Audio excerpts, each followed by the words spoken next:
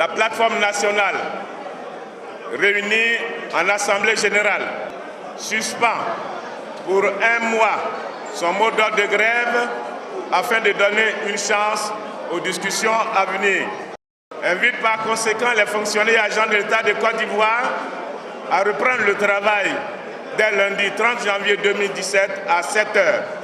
Toutefois, la plateforme nationale invite instamment le gouvernement à faire des propositions de paiement de ce stock. Fait à Abidjan le 27 janvier 2017, l'Assemblée générale. Invité de la conférence annuelle du réseau ivoirien des communicants, la Haute Autorité pour la bonne gouvernance. En invitant cette structure à cette conférence, les initiateurs entendent mieux faire connaître ses missions et aussi s'instruire sur le rôle que peuvent jouer les communicants au sein d'une entreprise afin de favoriser la bonne gouvernance. Les bénéfices de l'entreprise ne sont pas que financiers. Le bénéfice de l'entreprise est également en termes de capital image.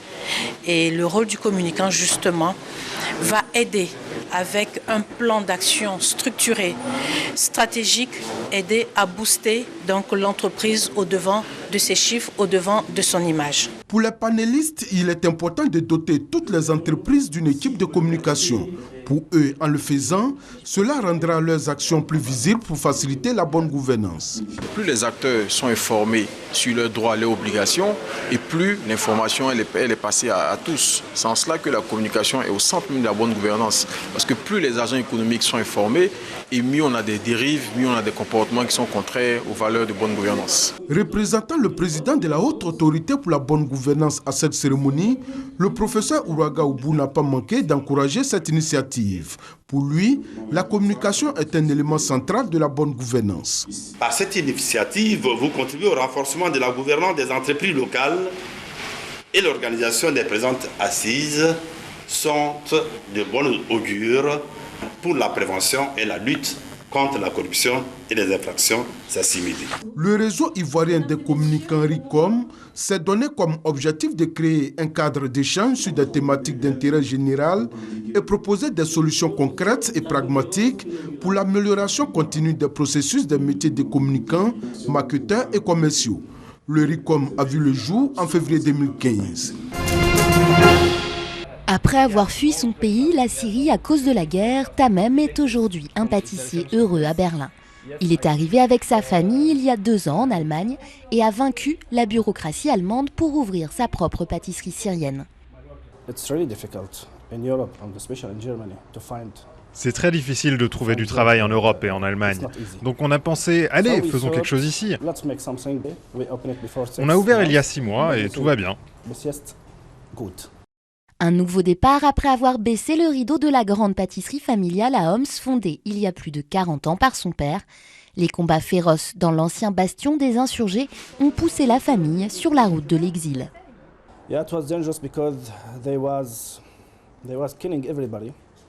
C'était dangereux parce qu'ils tuaient tous ceux qui disaient « Assad, dehors !»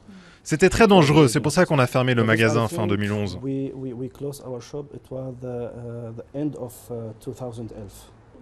Aujourd'hui, Tamem travaille avec ses 2 frères et 6 employés syriens. Il cuisine une centaine de pâtisseries différentes. Ça c'est du knafé, c'est très populaire en Syrie. C'est avec du fromage, il faut le manger chaud. Et ses clients, surtout des Syriens en cet après-midi d'hiver, viennent y retrouver un goût du pays. C'est très bon, super. 6 mois après son ouverture, les clients, allemands et arabes, se pressent à la boutique. Tamem pense même déjà à agrandir le magasin. Dans le jardin, à l'ombre des orangers, Bachar prie sur les tombes de son frère, sa belle-sœur et son neveu. D'après la famille, ils sont morts dans un raid aérien sur leur quartier de l'est de Mossoul le 6 janvier. Certains cimetières sont dans des zones toujours sous contrôle du groupe État islamique. Les jardins familiaux accueillent donc des sépultures temporaires. Les 5 ponts de Mossoul sont détruits, il n'y a aucun moyen de passer en voiture. Nous ne pouvons pas y transporter les corps. Notre cimetière est de l'autre côté, à Wadi Hajar, et comme nous ne pouvons pas traverser avec les corps, nous les avons enterrés dans le jardin. Dès que les forces irakiennes reprennent un district à l'EI, on exhume et transporte les morts pour les enterrer à nouveau au cimetière. Mais les combats bloquent les routes, parfois longtemps. Cette famille a attendu 3 semaines avant de pouvoir acheminer ses morts vers Roghjali, à l'entrée de Mossoul. Lors du premier enterrement, nous n'avons pas prié comme ça. C'était temporaire, nous étions sous les bombes. Faleh le fossoyeur dit assister à jusqu'à 10 seconds enterrements par jour. Les gens enterrent d'abord leurs morts chez eux dans une école ou à la mosquée. Puis, ils les emmènent ici à cause de l'odeur. Mais pour certains, le cimetière familial est de l'autre côté de la ville. Donc, une fois que la partie ouest sera nettoyée, ils devront déplacer les corps une 3e fois. L'opération pour reprendre la ville dure déjà depuis plus de 100 jours.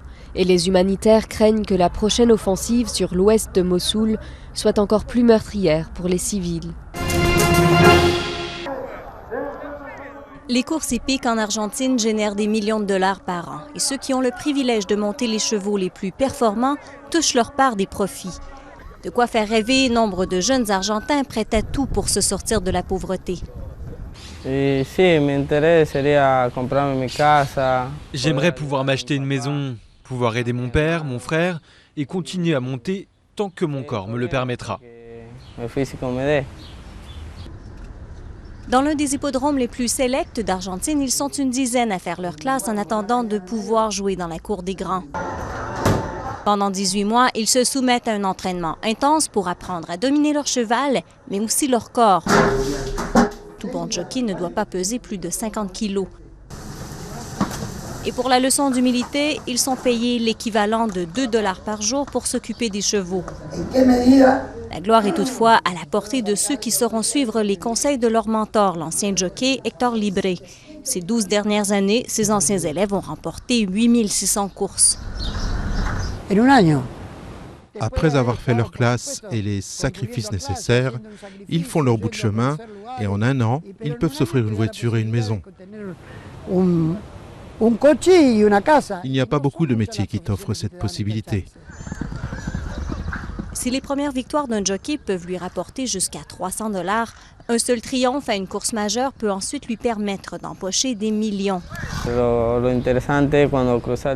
Ce qui est intéressant lorsque tu franchis la ligne d'arrivée pour la première fois, quand tu sais que tu viens de remporter ta première course, ce n'est pas l'argent qui compte, mais la joie d'y être parvenu pour la première fois.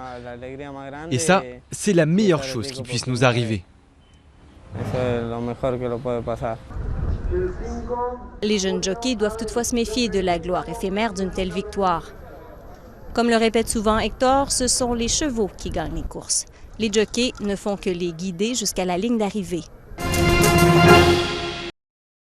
Le 27 janvier 1945, le camp d'Auschwitz-Birkenau est libéré. Ce jour-là, en repoussant l'armée allemande, la Wehrmacht, les troupes soviétiques découvrent le camp d'extermination d'Auschwitz-Birkenau à l'ouest de Cracovie, en Pologne. Le plus significatif des camps nazis. Ils y découvriront 7000 détenus survivants. Auschwitz se situe dans le Gau de Haute-Silésie, une région polonaise annexée par l'Allemagne, camp de concentration classique devenu camp de travail forcé et camp d'extermination immédiate. Destination principale des Juifs de France, ce camp a occupé une place importante dans la Shoah, l'extermination des Juifs. Le camp est aménagé le 30 avril 1940 dans une ancienne caserne. Il reçoit à partir de l'été 1941 des prisonniers de guerre soviétiques, puis, pour combler le vide dans un camp prévu pour plus de 200 000 déportés, Himmler décide alors d'envoyer à Auschwitz essentiellement des Juifs. Automne 1942. Il faut construire 4 chambres à gaz capables de contenir chacune 2000 victimes. Printemps 1944, 400 000 Juifs de Hongrie sont gazés et brûlés au rythme de 6000 personnes par jour. Ce sera donc le seul camp où l'extermination a été pratiquée de façon industrielle. Dans ce camp, les déportés destinés aux travaux forcés étaient tatoués. Leur identité officielle. Environ 1 500 000 Juifs sont morts à Auschwitz-Birkenau. À eux s'ajoutent quelques 300 000 non-juifs, des victimes du plus grand camp de concentration du système nazi.